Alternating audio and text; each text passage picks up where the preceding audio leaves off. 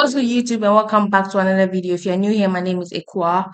Today we are reacting to Kendrick Lamar and Drake's beef explained. I know they've been going on each other's neck since the whole of last week, this week, whatever the week or month, whatever. And I don't know, honestly, I have no idea how this started and how who said what or who did what for this. I don't know if they are fighting over a female. Like, I don't get it.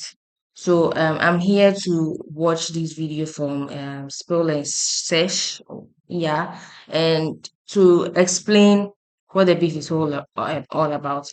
And also, yeah, Valerie is not here with me today, so today I'm doing this alone. She'll join later on. So if you're new here, don't forget to like, share, subscribe, and yeah, let's head straight to the video.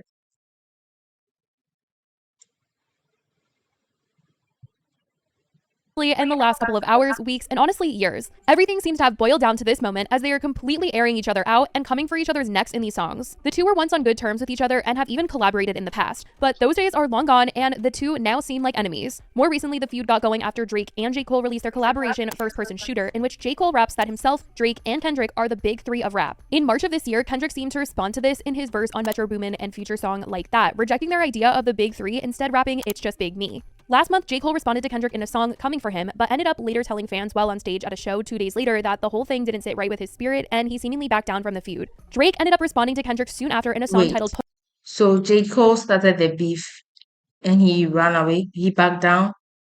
Why? Why though?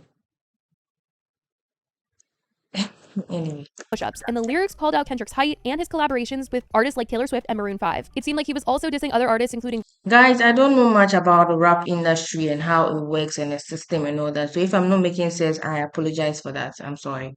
Rick Ross and The Weeknd. Rick Ross then came at Drake in a diss track alleging that Drake had several cosmetic procedures from a nose job to ab surgery. Drake then released another diss track titled Tailor Made Freestyle using AI-generated voices of Snoop Dogg and Tupac, sending Kendrick a message that they were waiting for him to respond. Drake ended up taking the song down after Tupac's estate threatened legal action for the AI-generated use of his voice. Fans had been waiting for Kendrick to respond, and he ended up dropping Euphoria, which was a 6-minute-long diss track in response to Drake, coming for him in multiple ways, but especially coming for him as a father. He also lists things in the song that he just hates about Drake. The song title seems to also be a result of Drake being a executive producer on the show Euphoria. And I mean, now when you Google Drake Euphoria, this song is going to come up in the search engine, and fans think that Kendrick was being very strategic in naming it that for this reason. The next day, Drake seemed to respond to Kendrick by posting a scene from the movie 10 Things I Hate About You on Instagram. And the scene that he posted is when Kat is listing all of the reasons why she hates Patrick, which seemed to connect to Kendrick's diss track where he was listing all the things that he hates about him. Kendrick then responded to Drake in another diss track shared on May 3rd called 616 in LA. Fans speculated on the art and title of the track Kendrick had shared, as when he released it, he posted this photo to Instagram alongside it. Mentions were made about if this was an O.J. Simpson reference or a Michael Jackson reference with the glove, but people did note that the logo on the glove bears the logo of Rick Ross's Maybach Music Group. And in regards to the title of the song being 616 in LA, people were making connections to this being the date of Canadian Father's Day, the day Euphoria was released, Tupac's birthday, and noted that Drake has also used times in track titles before, so there was just a lot of connections that people were feeling like Kendrick was making with this particular title. In the song, fans believe Kendrick was saying to Drake that his team is not loyal to him, among other things. The song was also co-produced and co-written by Jack Antonoff, who is very much known for collaborations with Taylor Swift. He's also in a band, he works with other artists, but a lot of people do know him for working with Taylor, and people feel like Kendrick was purposely getting the song produced by Jack Antonoff because Drake has brought up Taylor Swift in disses to Kendrick. He previously had said in his track Push-Ups, Maroon 5 need a verse, you better make it witty, then we need a verse for the Swifties. And in Taylor Made Freestyle, he seemed to say that since Taylor Swift was going to be releasing her new album, they would all have to wait for a response from Kendrick because he wouldn't want to compete with her on the charts. He said, but now we gotta wait a week because Taylor Swift is your new top, and if you bout to drop, she gotta approve. This girl really bout to make you act like you not in a feud. She Taylor made your schedule with Ant, you out of the loop. Later, he shouted out Taylor's success though, saying, yeah, shout out to Taylor Swift, biggest gangster in the music game right now. You know, I moved my album when she dropped. I said that already. You know she about to run through a milli rock on your head. So after Kendrick released 616 in LA, Drake responded the same day with a diss track titled Family Matters.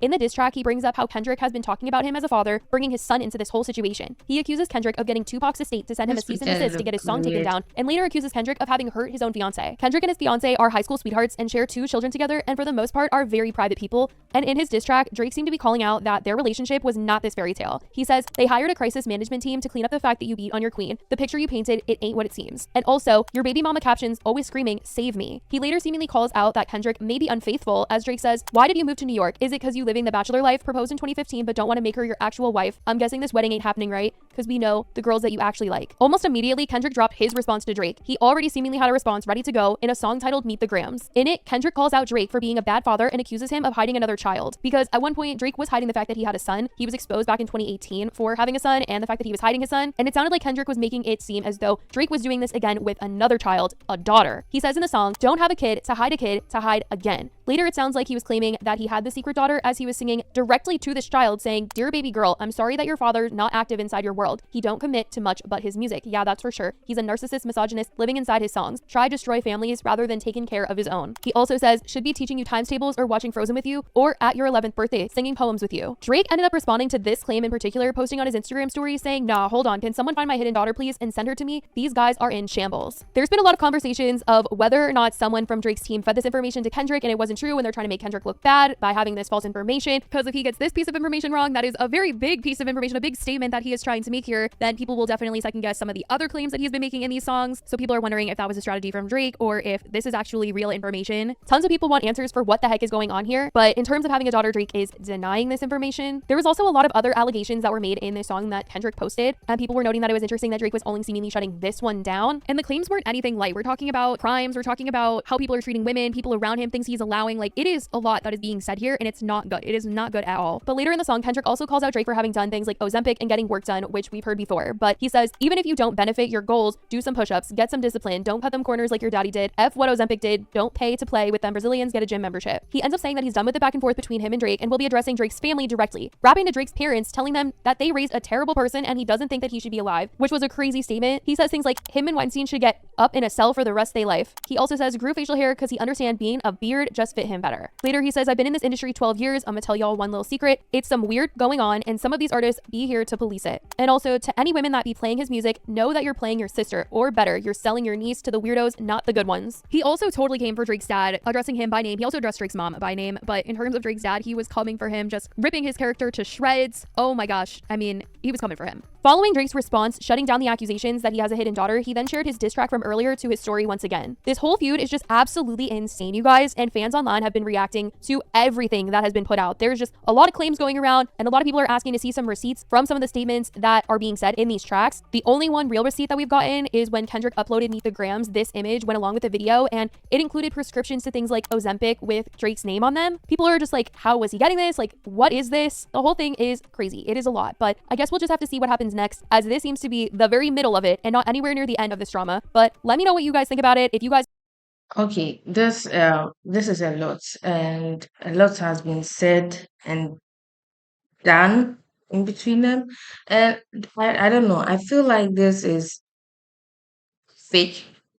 Or I might be wrong. I don't know, because I have no idea what this rap thing is, and I'm still trying to figure out. Because all of a sudden, just because J Cole said we are the big three, and Kendrick said no, it's just me. Why is Drake mad?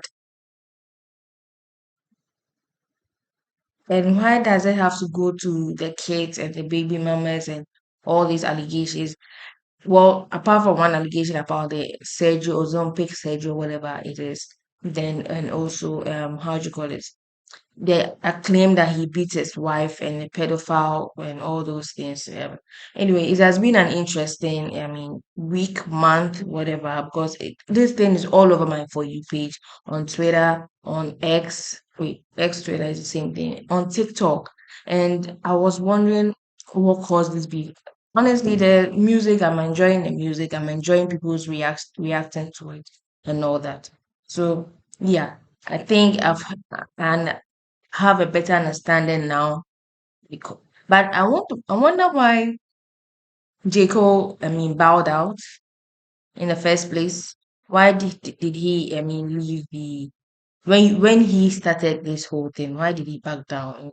Or he knew, well, probably right now they are just exposing themselves. So maybe J. Cole has a, how do you call it? Something that he doesn't want to be exposed or anything of that sort. Anyway, Guys, if I'm not making sense, I apologize for that, cause yeah. Anyway, if you're new here, don't forget to like, share, subscribe, and yes, I'll see you guys in the next video. Peace.